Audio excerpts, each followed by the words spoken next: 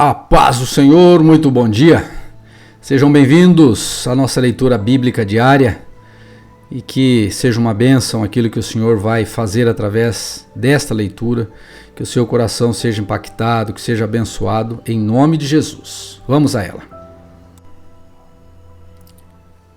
Romanos capítulo 7. Agora, irmãos, vocês que conhecem a lei, não sabem que ela se aplica apenas enquanto a pessoa vive? Por exemplo, quando uma mulher se casa, a lei a une a seu marido enquanto ele estiver vivo. No entanto, se ele morrer, as leis do casamento já não se aplicarão à mulher. Portanto, enquanto o marido estiver vivo, se ela se casar com outro homem, cometerá adultério. Mas, se o marido morrer, ela ficará livre dessa lei e não cometerá adultério ao se casar novamente. Assim, meus irmãos, vocês morreram para o poder da lei quando morreram com Cristo, e agora estão unidos com aquele que foi ressuscitado dos mortos. Como resultado, podemos produzir uma colheita de boas obras para Deus. Quando éramos controlados pela natureza humana, desejos pecaminosos atuavam dentro de nós, e a lei despertava esses desejos maus que produziam uma colheita de obras pecaminosas, cujo resultado era a morte. Agora, porém, fomos libertos da lei, pois morremos para ela e já não estamos presos a seu poder. Podemos servir a Deus, não da maneira antiga, obedecendo à letra da lei, mas da maneira nova, vivendo no Espírito. Por acaso estou dizendo que a lei de Deus é pecaminosa? Claro que não. Na verdade, foi a lei que me mostrou meu pecado. Eu jamais saberia que cobiçar é errado se a lei não dissesse, não cobice. Mas o pecado usou esse mandamento para despertar dentro de mim todo tipo de desejo pecaminoso. Se não houvesse lei, o pecado não teria esse poder. Houve um tempo em que eu vivia sem a lei. No entanto, quando tomei conhecimento do mandamento, o pecado ganhou vida em mim e eu morri. Assim descobri que os mandamentos da lei, que deveriam trazer vida, trouxeram, em vez disso, morte. O pecado se aproveitou desses mandamentos e me enganou, e fez uso deles para me matar. Isso, porém, só demonstra que a lei em si é santa, e santos, justos e bons são seus mandamentos. Mas, então, a lei que é boa foi responsável por minha morte?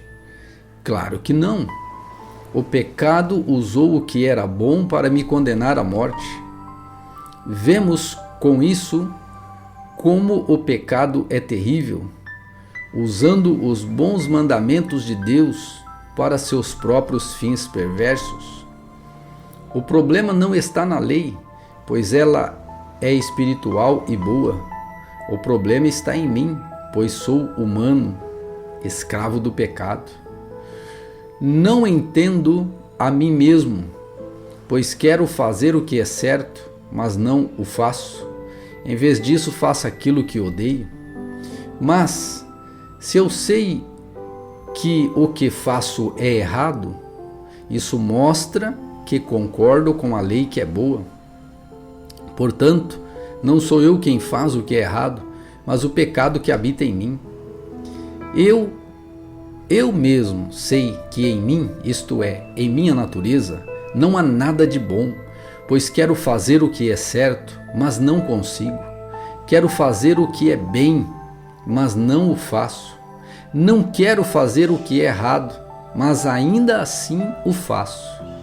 Então, se faço o que não quero, na verdade não sou eu quem o faz, mas o pecado que habita em mim. Assim, descobri esta lei em minha vida.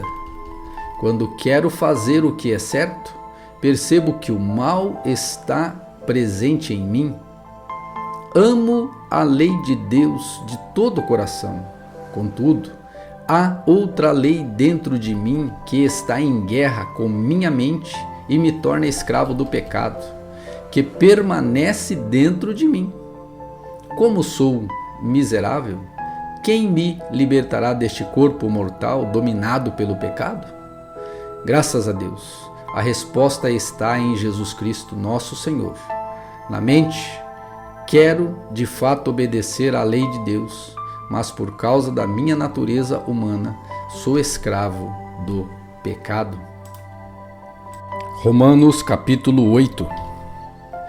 Agora, portanto, já não há nenhuma condenação para os que estão em Cristo Jesus. Pois em Cristo Jesus a lei do Espírito que dá vida os libertou da lei do pecado que leva à morte. A lei não era capaz de nos salvar por causa da fraqueza de nossa natureza humana. Por isso Deus fez o que a lei era incapaz de fazer ao enviar seu Filho na semelhança de nossa natureza humana pecaminosa e apresentá-lo como sacrifício por nosso pecado. Com isso, declarou o fim do domínio do pecado sobre nós, de modo que nós, que agora não seguimos mais nossa natureza humana, mas sim o Espírito, possamos cumprir as justas exigências da lei. Aqueles que são dominados pela natureza humana pensam em coisas da natureza humana, mas os que são controlados pelo Espírito pensam em coisas que agradam o Espírito. Portanto, permitir que a natureza humana controle a mente resulta em morte, mas permitir que o Espírito controle a mente resulta em vida e paz. Pois a mentalidade da natureza humana é sempre inimiga de Deus. Nunca obedeceu às leis de Deus e nunca obedecerá. Por isso, aqueles que ainda estão sob o domínio de sua natureza humana não podem agradar a Deus. Vocês, porém, não são controlados pela natureza humana, mas pelo Espírito, se de fato o Espírito de Deus habita em vocês. E se alguém não tem o Espírito de Cristo, a ele não pertence. Uma vez que Cristo habita em vocês, embora o corpo morra por causa do pecado, o Espírito lhes dá vida porque foram declarados justos diante de Deus. E se o Espírito de Deus que ressuscitou Jesus dos mortos habita em vocês, o Deus que ressuscitou Cristo Jesus dos mortos dará a seu corpo mortal, por meio desse mesmo Espírito. Eu vou ler de novo o 11. E se o Espírito de Deus que ressuscitou Jesus dos mortos habita em vocês, o Deus que ressuscitou Cristo Jesus dos mortos dará vida a seu corpo mortal, por meio desse mesmo Espírito que habita em vocês. Portanto, irmãos, vocês não têm de fazer o que sua natureza humana lhes pede, porque se viverem de acordo com as exigências dela, morrerão. Se contudo pelo Espírito e pelo poder de Deus fizerem morrer as obras do corpo, viverão, porque todos que são guiados pelo Espírito de Deus são filhos de Deus. Pois vocês não receberam um espírito que os torne de novo escravos medrosos, mas sim o Espírito de Deus que os adotou com seus próprios filhos. Agora, nós o chamamos Abba, Pai, pois o seu Espírito confirma nosso espírito que somos filhos de Deus. Se somos seus filhos, então somos seus herdeiros e, portanto, co-herdeiros com Cristo. Se de fato participamos de seu sofrimento, participaremos também de sua glória.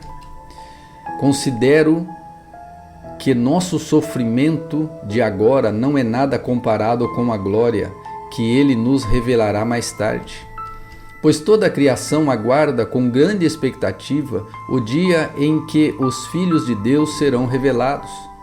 Toda a criação, não por vontade própria, foi submetida por Deus a uma existência fútil, na esperança de que, com os filhos de Deus, a criação seja gloriosamente liberta da decadência que a escraviza. Pois sabemos que, até agora, toda a criação geme, como em dores de parto, e nós, os que cremos, também gememos, embora tenhamos o Espírito em nós, como antecipação da glória futura, pois aguardamos ansiosos pelo dia em que desfrutaremos nossos direitos de adoção, incluindo a redenção de nosso corpo. Recebemos essa esperança quando fomos salvos. Se já temos alguma coisa, não há necessidade de esperar por ela. Mas se esperamos por algo que ainda não temos, devemos fazê-lo com paciência e confiança. E o caminho e o Espírito nos ajuda em nossa fraqueza, pois não sabemos orar segundo a vontade de Deus, mas o próprio Espírito intercede por nós com gemidos que não podem ser expressos em palavras. E o Pai, que conhece cada coração, sabe quais são as intenções do Espírito, pois o Espírito intercede por nós, o povo santo, segundo a vontade de Deus. E sabemos que Deus faz todas as coisas cooperarem para o bem daqueles que o amam e que são chamados de acordo com seu propósito. Pois Deus conheceu de antemão os seus e os predestinou para se tornarem semelhantes à imagem de seu Filho, a fim de que ele fosse o primeiro entre muitos irmãos. Depois de predestiná-los, ele os chamou, e depois de chamá-los, os declarou justos, e depois de declará-los justos, lhes deu sua glória. Que podemos dizer diante de coisas tão maravilhosas? Se Deus é por nós, quem será contra nós? Se ele não poupou nem mesmo seu próprio Filho, mas o entregou por todos nós, acaso não nos dará todas as outras coisas? Quem se atreve a acusar os escolhidos de Deus? Ninguém, pois o próprio Deus nos declara justos diante dele. Quem nos condenará então? Ninguém, pois Cristo morreu e ressuscitou e está sentado no lugar de honra à direita de Deus, intercedendo por nós. O que nos separará do amor de Cristo? Serão aflições ou calamidades, perseguições ou fome, miséria, perigo ou ameaças de morte? Como dizem as Escrituras, por causa de ti, enfrentamos a morte todos os dias. Somos como ovelhas levadas para o matadouro. Mas, apesar de tudo isso, somos mais que vencedores por meio daquele que nos amou. E estou convencido de que nem morte, nem vida, nem anjo, nem demônios, nem o que existe hoje, nem o que virá no futuro, nem poderes, nem altura, nem profundidade, nada em toda a criação jamais poderá nos separar do amor de Deus, revelado em Cristo Jesus, nosso Senhor. Romanos capítulo 9. Digo-lhes a verdade, tendo Cristo como testemunha, e minha consciência e o Espírito Santo a confirmam. Meu coração está cheio de amargura e tristeza, e angústia, sem fim, por meu povo, meus irmãos judeus. Eu estaria disposto a ser amaldiçoado para sempre, separado de Cristo, se isso pudesse salvá-los. Eles são o povo de Israel, escolhidos para serem filhos adotivos de Deus. Ele lhes revelou sua glória, fez uma aliança com eles, e lhes deu sua lei e o privilégio de adorá-lo e recebê-lo, e receber também suas promessas. Do povo de Israel vêm os patriarcas e o próprio Cristo, quanto à sua natureza humana era israelita. E ele é Deus, aquele que governa todas as coisas e é digno de louvor eterno. Amém. Acaso Deus deixou de cumprir sua promessa a Israel? Não. Pois nem todos os descendentes de Israel pertencem de fato ao povo de Deus. Só porque são descendentes de Abraão não significa que são verdadeiramente filhos de Abraão. Pois as Escrituras dizem: Isaque é o filho de quem depende a sua descendência. Isso significa que os descendentes físicos de Abraão não são necessariamente filhos de Deus. Apesar, os filhos da promessa são considerados filhos de Abraão. Ou melhor, apenas os filhos da promessa são considerados filhos de Abraão. Pois Deus havia prometido: voltarei por esta época e Sara terá um filho. Esse fato não é único. Também Rebeca ficou grávida de nosso antepassado Isaque e deu à luz gêmeos. Antes de eles nascerem, porém, antes mesmo de terem feito qualquer coisa boa ou má, ela recebeu uma mensagem de Deus. Essa mensagem mostra que Deus escolhe as pessoas conforme os propósitos dele e as chama sem levar em conta as obras que praticam. Foi dito a Rebeca: seu filho mais velho servirá a seu filho mais novo. Nas palavras das Escrituras: amei Jacó, mas rejeitei Esaú. Estamos dizendo, então, que Deus foi injusto? Claro que não, pois Deus disse a Moisés: terei misericórdia de quem eu quiser e mostrarei compaixão a quem eu quiser. Portanto, a misericórdia depende apenas de Deus, e não de nosso desejo, nem de nossos esforços. Pois as Escrituras afirmam que Deus disse a Faraó: eu o coloquei em posição de autoridade com o propósito de mostrar em você meu poder e propagar meu nome por toda a terra. Como podem ver, ele escolhe ter misericórdia de alguns e endurecer o coração de outros. Mas algum de vocês dirá: então por que Deus os culpa? Não estão apenas cumprindo a vontade dele? Ora, quem é você, mero ser humano, para discutir com Deus? Acaso o objeto criado pode dizer àquele que o criou: por que você me fez assim? O oleiro não tem o direito de usar o mesmo barro para fazer um vaso para uso pessoal e outro para uso comum? Da mesma forma, Deus tem o direito de mostrar sua ira e seu poder, suportando com muita paciência aqueles que são objeto de sua ira, preparados para a destruição. Ele age desse modo para que as riquezas de sua glória brilhem com esplendor ainda maior sobre aqueles dos quais ele tem misericórdia, aqueles que ele preparou previamente para a glória. E nós estamos entre os que ele chamou, tanto dentre os judeus como dentre os gentios. A esse respeito, Deus diz na profecia de Oséias: chamarei meu povo, aqueles que não eram meu povo, e amarei aqueles que antes eu não amava. E também, no lugar onde lhes foi dito: vocês não são meu povo, eles serão chamados filhos do Deus vivo. E a respeito de Israel, o profeta Isaías clamou: embora o povo de Israel seja numeroso como a areia do mar, apenas um remanescente será salvo, pois o Senhor executará sua sentença sobre a terra, de modo rápido e decisivo.